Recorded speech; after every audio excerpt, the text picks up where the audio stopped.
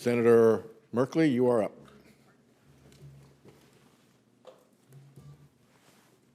Thank you all very much. And Mr. Donahue, I wanted to ask you a few questions. We have lots of grants in Oregon for different purposes that have been either canceled or put on the targeted list for cancellation.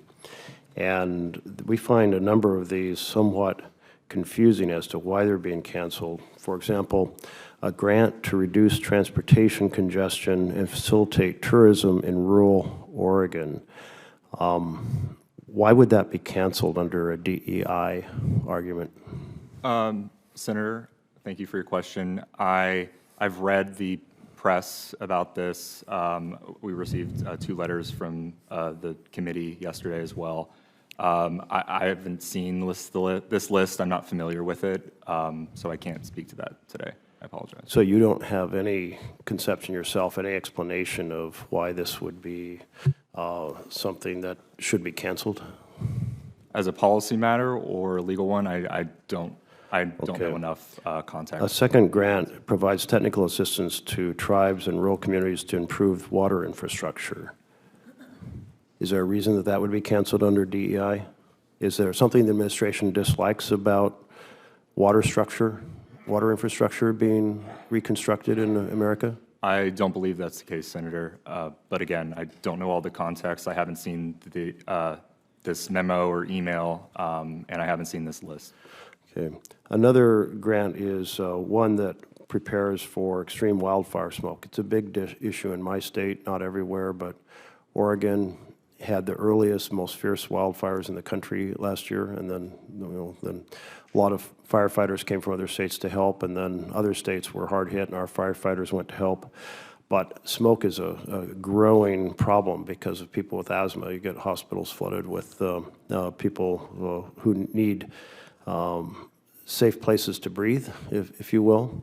It also has a big impact on commerce in ways that you wouldn't anticipate, like furniture salesmen or shops that now all the furniture is smoke tainted, or wine grapes that being affected and so forth. So one of the grants was to help communities prepare for extreme wildfire smoke. Is there a reason that that would be canceled under DEI? Senator, I hear your concerns. I myself have asthma, so I apologize if throughout this I'm coughing a little bit with allergies in the air. But again, as with the others, I don't know the particulars of this, so I would be unable to comment on that. Another grant was to upgrade a school built 100 years ago to serve as a shelter during extreme weather events. That could be smoke, that could be heat. We've had some pretty remarkable shifts. Anyone who's familiar with Portland, Oregon would be astounded to find out it hit 115 degrees in Portland, Oregon. Is there anything the administration particularly thinks is wrong with preparing to help people during extreme weather events have a safe haven? Senator, I don't believe so, but we will look into that and the other grants. Were all of these canceled because the administration said, let's run some AI list and anything that pops up with certain keywords is getting canceled? I don't believe so, Senator, but I'm not sure. Well, a lot of things were canceled so quickly, so many different grants, or put on the list for potential termination. How was that list developed? Again, Senator, I was not involved in this. I don't know what email or memo you all are referring to yet. I haven't tracked that down. Would the idea of just massively canceling grants because someone ran a search engine or an AI list and said, well, anything that ever mentions the word opportunity, oh, that's too close to equity, so we're going to cancel this grant? Is the administration not like opportunity for everyone? I don't think that's the case, Senator. I think the administration is pretty clear that we want. So if such a list was developed by running some computer program, because it was done basically overnight, you would say that was irresponsible to do in that fashion? Not necessarily, Senator, but I would be very impressed with the technology. But I get your question and your concern. Given all the work that goes into communities to plan these things, and often very short personnel, rural communities have very few staff to write grants and prepare. It's often like if the mayor has to do it or the city council member has to do it. They can't even afford a grant writer.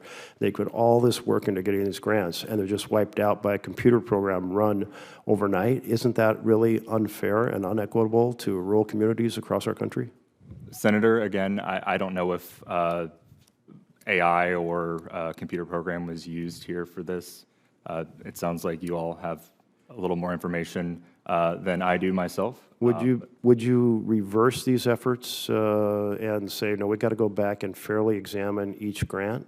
Senator, if confirmed for the general counsel position, I will ensure that the best legal advice is given in all matters, including this one, to ensure that the agency is complying with the law. Thank you.